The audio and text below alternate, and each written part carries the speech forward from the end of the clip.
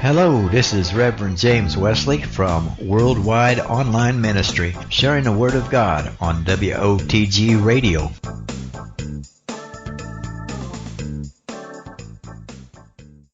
We have a special guest on our show today. He's an author, a book writer. His name is Jerry Callison, and he's from Aurora, Illinois, up there in the cold country.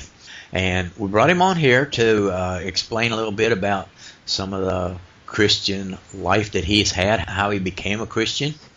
And I noticed that he talked a lot to me before about driving a truck and hitting some truck stops, and being that I was a truck stop chaplain at one time, we got into that discussion. And the book that he has, it's not out yet. You can get it on Kindle. We're going to talk about that book too, along with this program. So, introduce you to author Jerry Callison. Jerry, how you doing? Hey, good afternoon. It's a pleasure to be here. Yeah, hey, first of all, I want to thank you for publishing this book. And like I said, we're going to get into this here in a little bit. But I noticed there's a leeway, there's a yes and a no iffy thing. I read this book. Being a minister, it's hard to find a good reading book to where it doesn't go into a lot of things that I just would rather not read. And when you suggested that I read this book and let you know how it was, I did. And I could not put that book down until I was done with it. And I tell you, that was an amazing book for a Christian and also for a non-Christian. And I believe you told me one day that even if it's good for a non-believer. So let's talk about some of these things here. Now, how did you come about being a writer? Well, I kind of backed into writing. I've always wanted to write ever since I was a kid and got started on Louis L'Amour's books and then others. When I was in third grade, I was reading on an eighth grade level, so I read everything I could get my hands on.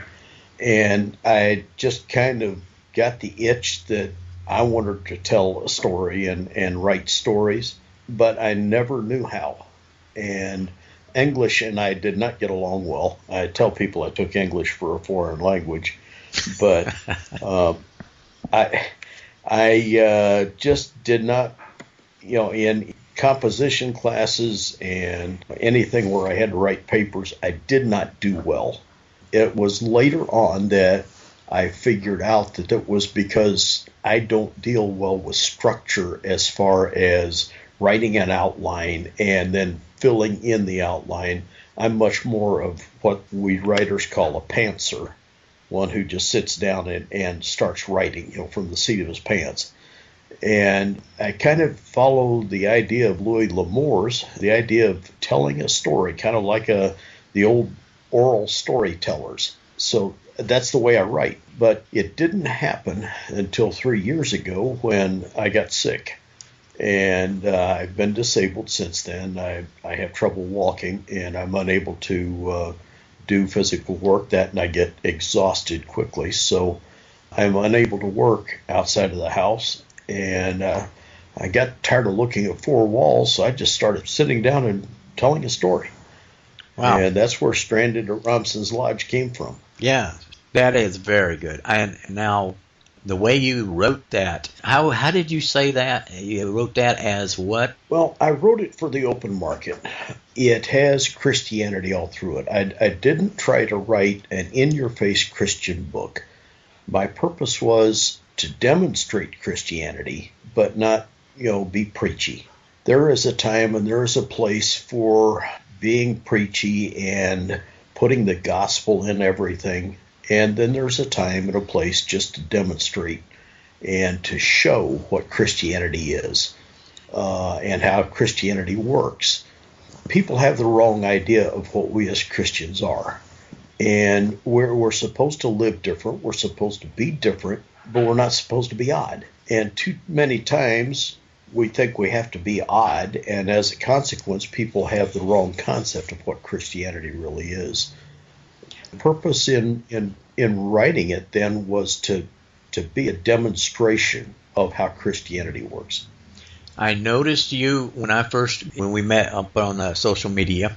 I noticed you were not I couldn't pinpoint it. Is this guy a Christian or is he not one? It worked on my brain a little bit because I'm the same way. When I meet somebody new, I don't start pounding Christianity into their heads. People say that you're laid back, and I say, yeah. I said, I'm laid back because I want people to feel comfortable with me, for a little bit, before I get into that, because I've had preachers pounding it into my head, these Bible thumping. Well, I ain't gonna go into any certain religion, but but anyway, I want people to have confidence and faith in me to what I'm telling them, and then they stay around and listen longer. But right after we started talking a little bit, I noticed, some little things came popping out of you there that I thought, man, So where in your life did you start becoming a Christian or wanting to follow the Christian life? Well, I became a Christian when I was 4 years old, 4 or 5. It was a long time ago. My dad was a Baptist preacher who went to a Bible conference and came home changed. While he had been there, he actually met Jesus Christ personally. Before that, he had grown up in a pastor's home. He had it all in his head, but it wasn't anything personal. And as a little 4 or 5 year old kid, I recognized the difference. Dad was, always tried to be a good man. He wasn't really wicked or anything of the sort. But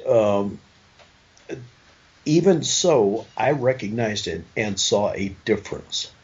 Well, it was shortly after that he led me and my sister to the Lord. So then I've grown up in the church. He left the pastor shortly after that. I grew up in church. If church was open, we were.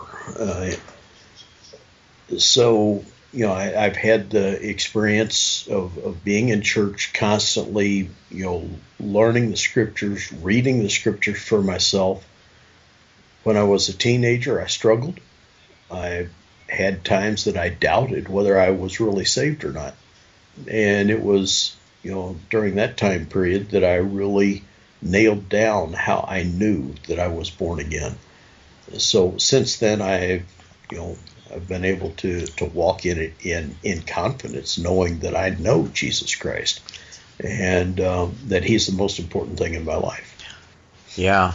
See, you're the same way, and I think that most people, they're afraid to admit it for some reason or another, but I believe that most, and I can't say 100%, maybe 80, fall out during their teen years or through a marriage struggle or something like that, and then they find their way again, later.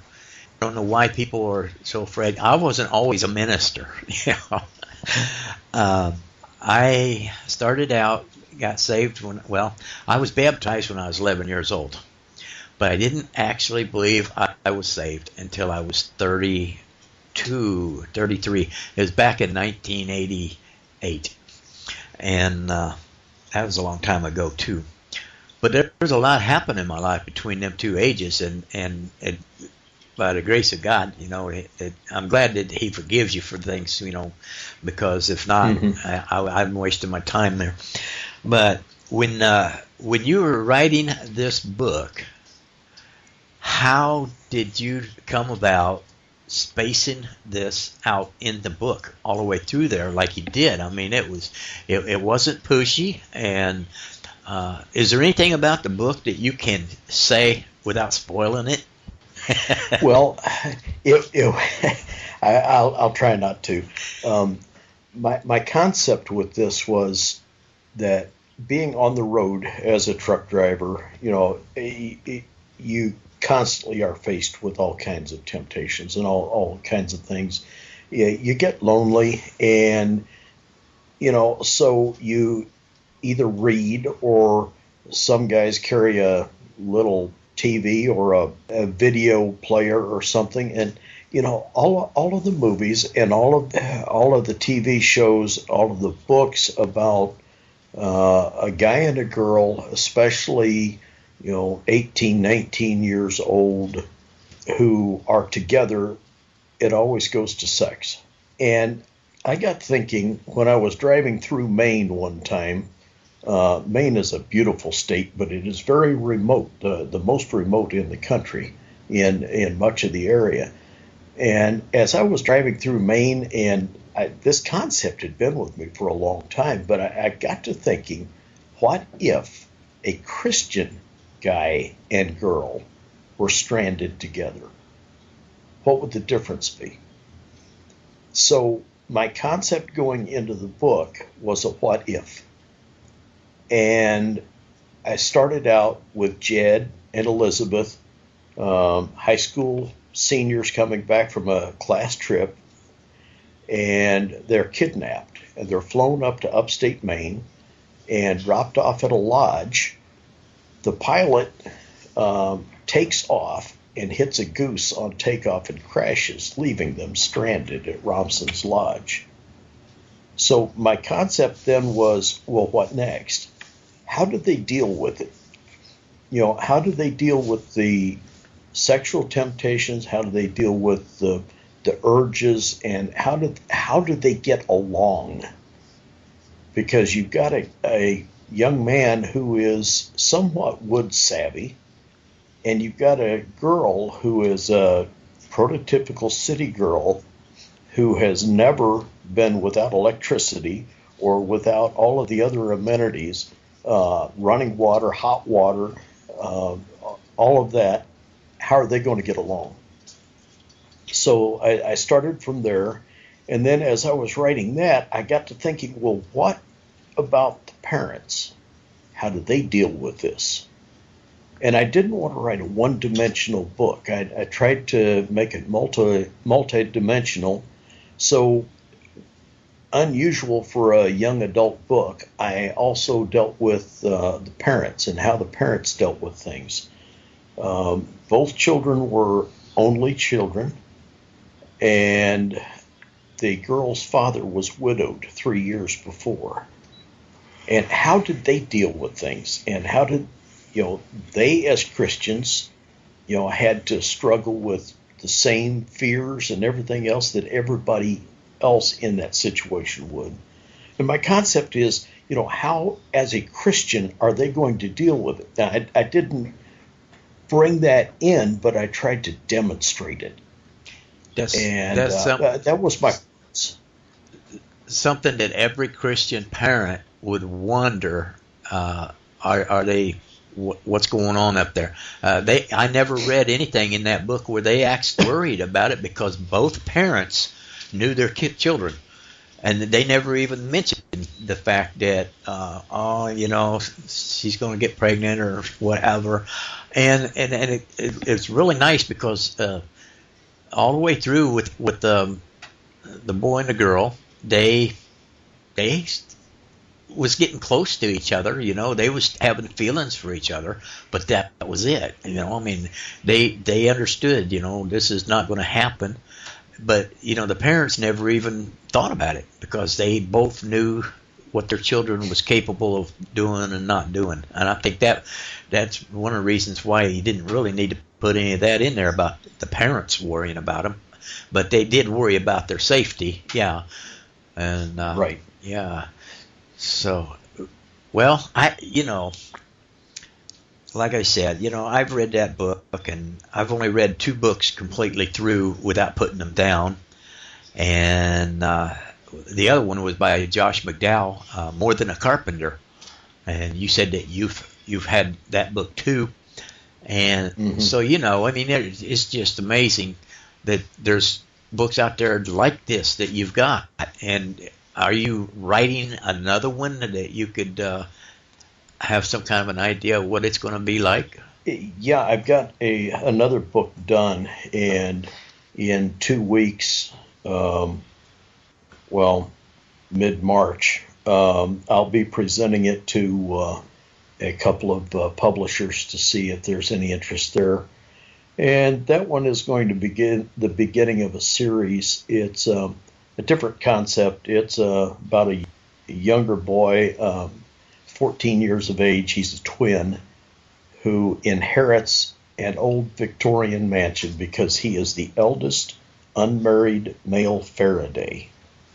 And there's a mystery to the house because the guy who built the house and originated it back in the 1890s disappeared one night from his upstairs turret bedroom, and Davy finds him. So Davy Faraday and the Secret of the Spiral Staircase hopefully will be coming out in not too terribly long in the future. That's that good. one is a little bit different. That one I wrote for a Christian audience, but I wrote it with the idea that Christian kids, younger kids, would read it and like it and share it with their non-Christian friends, because that one has the gospel in it. How to be saved and know that you're saved. Right. And that I did not put in Stranded at Ramses Lodge because I have two totally different missions with the books. So different concepts. I think that's going to be a fun read. We'll see how that goes. Yeah. I want one of those books too, Jerry. Really. I'll be happy to send you one. Okay. I just want to mention too that you do still sound a little froggy there. I know you just gotten over a cold, and you put this interview off for about a week, I think it was, maybe a little bit longer, because you have a hard time talking. So I just want to let the audience know that that is what's getting you down right now, is getting back up on your feet. But man, I apologize for that. Well, that's okay. I'm trying not to. Yeah. Trying not to make rude noises. But anyway, I've always said I've got a face made for radio, and I think I have a voice made for the silent movies. What's that one say? And radio is for people with ugly faces. Yeah, something like that. Oh well. Now I mean, like I say, the reason I like pushed this out there for the Christian listeners is because, like I say, the parents like to read a good reading book, and the children like a good reading book, and parents want their children to read a good book. And this definitely, in my view, from a scale of 1 to 10, would be a 10 for Christian families. And like you say, I mean, it's for non-Christians too. But that second book that you got coming out, that's the one that I want to go through that one too. And when is this book? I know it's on Kindle right now. But when did you say that comes out? This Stranded in Ramses Lodge. Is it May? Stranded is released online May 21st. Although it's available for pre-order now. Oh. Anybody that's interested can go to Amazon, Barnes & Noble, Porter's, basically any place you can buy a book online, and you can pre-order now for the sale on May 21st. It will be in bookstores around the world on June 21st. Okay. So now I'm not sure how much distribution I'm going to have overseas, but I do know that it is going to be published in England and Australia. And I know that I've had, because of an organization I'm in with cluster headaches, I know people all around the world that suffer from cluster headache. And I used the book as a fundraiser for one organization using pre-release copies. So I've sold it in over 10 countries, and I've had several of my friends that have looked online and found it in their individual country available. So I don't know if those are just going to be online or if it's going to be in stores, but I do know it will be in stores in the UK, Australia and New Zealand, as well as Canada, and then we'll see from there. Right. Okay. Yeah. All I can say, that I really don't know what else to say about the book except buy it. Well, it's a fun read. I've had 10-year-olds read it and enjoy it. And I had one lady and her 88-year-old mother that fought over it. They both were reading it at the same time. They had separate bookmarks in there. And if one of them laid it down, the other one grabbed it. Wow. And then they argued about it. It's not one that you want to start reading if you're ready to go to bed. I've had several people complain that they lost sleep because they didn't want to put it down. That's definitely was your fault now. Yeah, I take no responsibility for that. Now on the back of that book, it tells you that the reading time, and I thought that was awesome because you missed it so much by my reading time. Well, that wasn't my doing. That's based on average reading speeds, which I have no idea what they are. It's twice as much as my average reading time. but yeah, the publisher put that on there basically for school prep. If a teacher is going to assign it for reading. Right. Then it gives them an idea of the average reading time.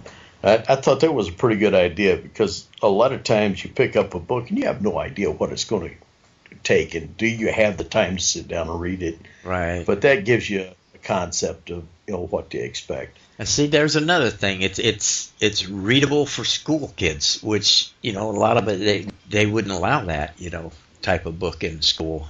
Not the one you just wrote, but I mean a Christian-based book, So there you go. I mean, it's all around book for anybody, any age. Wow. All right then, Jerry. And I tell you, it's been a pleasure to have you on the program and to share this book with. I guess we would call it Christian/non-Christian society. I hate to say non-Christian, but there's a lot of people out there that are non-Christians, and they like a good reading book also that doesn't have all the sex and the killing and lying, cheating, and all that stuff in it. And so, I'm just glad that I ran into you to where I at least got a copy of that book and been able to enjoy it. And like I said, that second book, when you get that, I would definitely like to have a copy of that too, and we'll bring you back on here and go through that one and give a testimony about how that book went over. Well, thank you. Yeah, that one is more than a year out. Publishing takes a whole lot longer than people understand.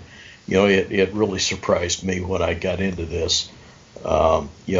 It takes you so much time to write it, and then much more time to rewrite and edit.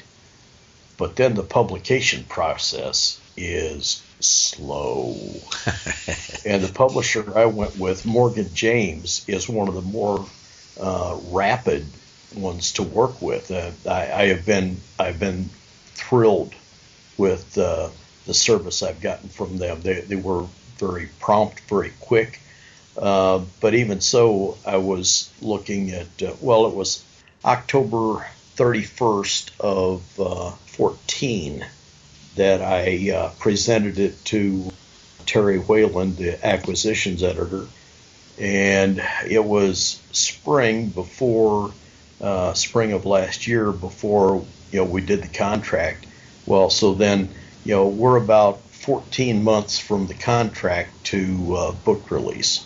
Very often it's over 2 years, so wow. It's not a fast process. So Davy Faraday and the Secret of the Spiral Staircase won't be out for some time.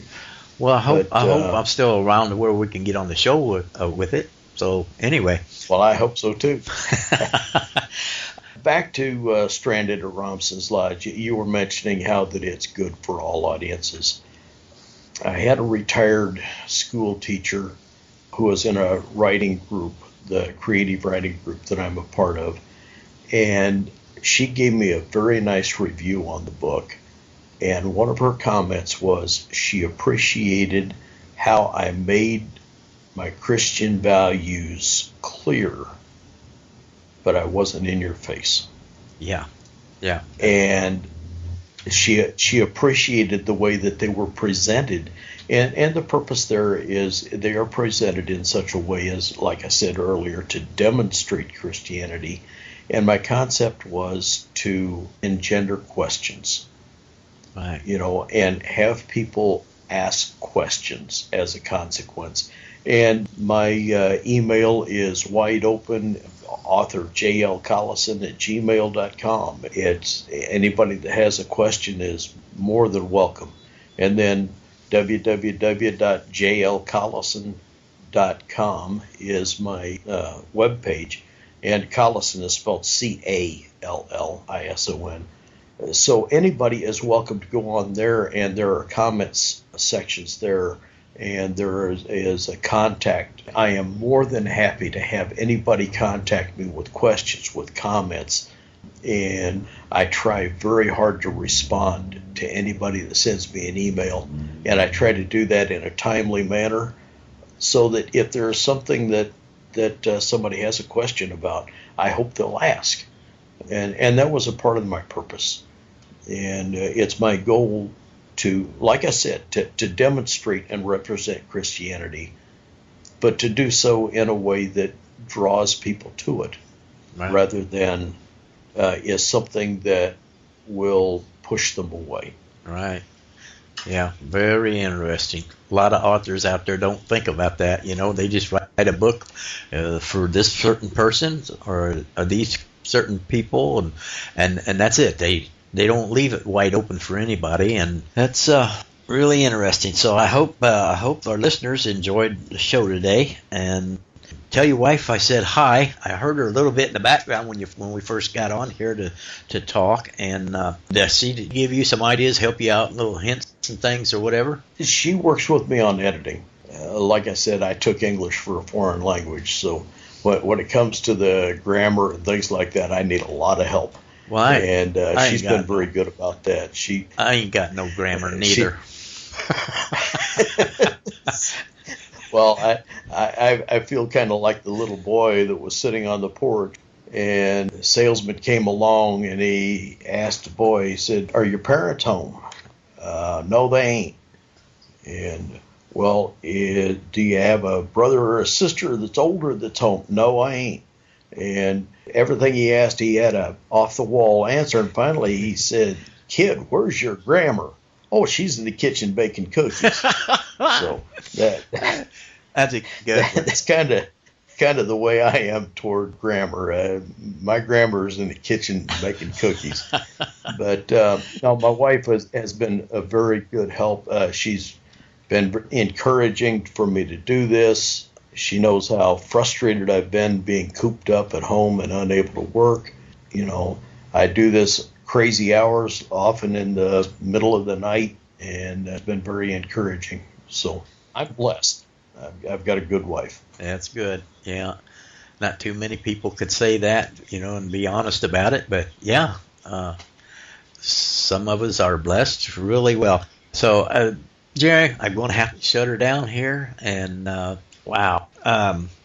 It went into more of story about the book than it did religion, but it's kind of spaced it out, right? Just like you did in your book. We went from one to the other and back to the other again, and so it's just interesting how things worked out that way. And I'm glad I met you on the social media, and we'll have this also on Spreaker.com after it airs on WOTG Radio. That way, if anybody missed writing down your email or anything like that, they can go back to Spreaker.com and pick it up into my show notes, or they can listen to the episode again.